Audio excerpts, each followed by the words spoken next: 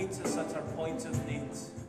At this church, they do their best to console each other through hard times. Given the lives that some people here have, it's easy to see why they need a shoulder to lean on. After the service, the church leader took us over the road to an old hut which stores shelves and shelves of food for the local poor.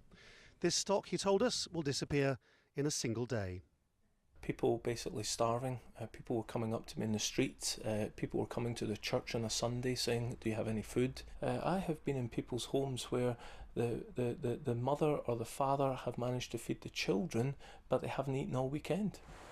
That story could be told anywhere in Britain, but what aggravates the nationalists so much is that it's taking place in the Scottish city of Aberdeen.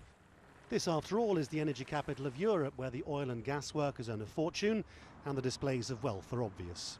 The oil revenues go to London. The nationalists argue that the Scots don't see the profits fairly.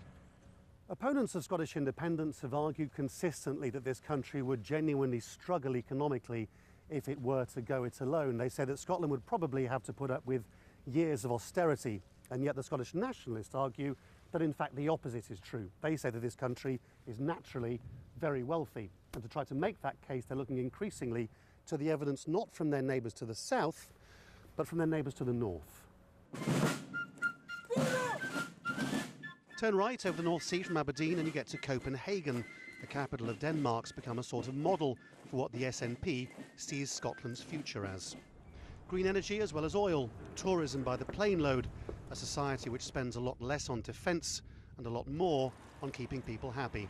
Scotland and Denmark have almost identical population sizes, and there's not much evidence of food banks here. The SNP's most senior politician in London has become a regular visitor. The entire political philosophy points Scotland away from the transatlantic relationship so loved by London and towards a different, new set of friends. One of the best examples of that is Trident, the next generation of weapons of mass destruction, which will cost the best part of £100 billion in its through-life costs. That's one of the things that we're going to choose not to spend money on, and by freeing up those resources we will be able to invest in the fair society that we want and the more economically successful nation that we want Scotland to become. For all that, many Scots remain unconvinced that they're more Danish than British, and the No to Independence campaign, supported by all the main London parties, continues to stay ahead in the polls. But still, the food banks and recycled clothing bins in boomtown Aberdeen tell a story of obvious inequality, and the worse that gets, the better it's likely to be for the nationalists. Lawrence Lee, Al Jazeera, Aberdeen.